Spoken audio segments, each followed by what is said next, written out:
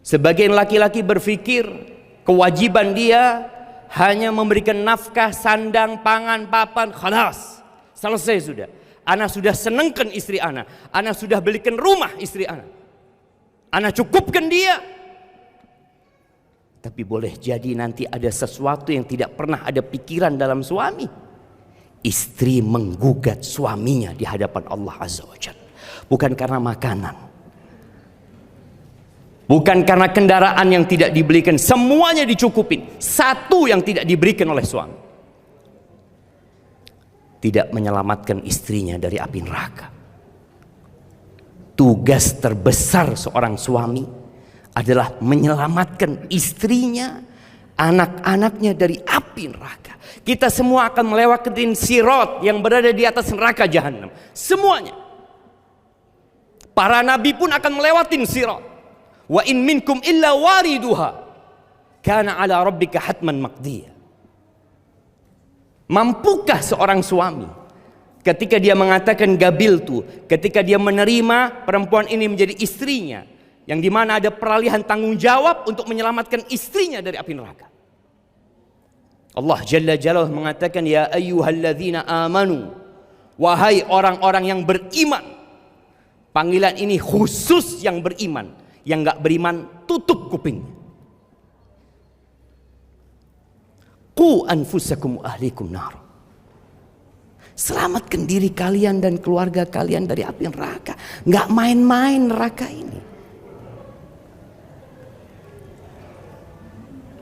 Kelak akan ada satu orang yang dicelupkan ke neraka. Orang ini orang yang paling senang hidupnya di dunia. Dicelup satu celupan, dimasukkan kemudian dikeluarkan. Lalu Allah bertanya kepada dia, hal ra'aita na'iman qat? Hal marra bika na'imun qat? Apakah engkau pernah melihat kenikmatan dalam hidupmu? Pernah lewat kenikmatan, kelezatan, kenyamanan? Dia mengatakan, wallahi ya Rabbi, la. Orang yang paling ringan azabnya di neraka itu adalah orang yang diletakkan di dua telapak kakinya jamratan, dua bara api, yaghli minhuma dimaghuhu, yang otaknya mendidih dengan dua bara api. Gimana dengan yang dimasukkan ke neraka? Salah seorang alim ulama mengatakan, innal mar'ata la tukhasim zawjaha.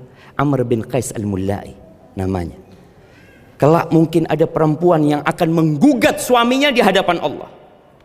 Kenapa dia gugat suaminya? Suaminya baik, suaminya memberikan nafkah. Apa kata dia? Ya Rabbi hadza zawji, wahai Rabbku ni suamiku. Ma 'allamani wa la addabani, innama ya'tini bi khubzis suq. Bas. Ya Allah, nih suamiku nggak ngajarin aku, nggak mendidikku, nggak pernah mengenalkan Tuhan kepada aku, nggak pernah membimbingku untuk menjadi hamba yang soleh kepada Allah, nggak pernah mengenalkan hukum-hukum Allah kepada aku. Dia kerjanya bawa roti dari pasar, itu yang dia kerjakan.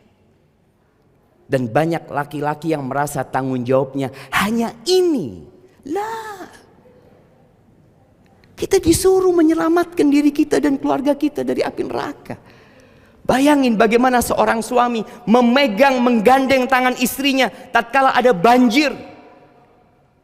Dia mengangkat istrinya untuk naik ke tempat yang kering. Tatkala dia melewati jembatan yang menakutkan, mungkin dia akan ikat istrinya. Dia pegang anak-anaknya. Dia akan mengatakan, nak, semuanya ikut langkahnya Abah.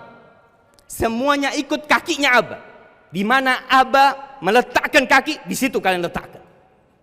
Kenapa? Abah takut jembatan ini rusak.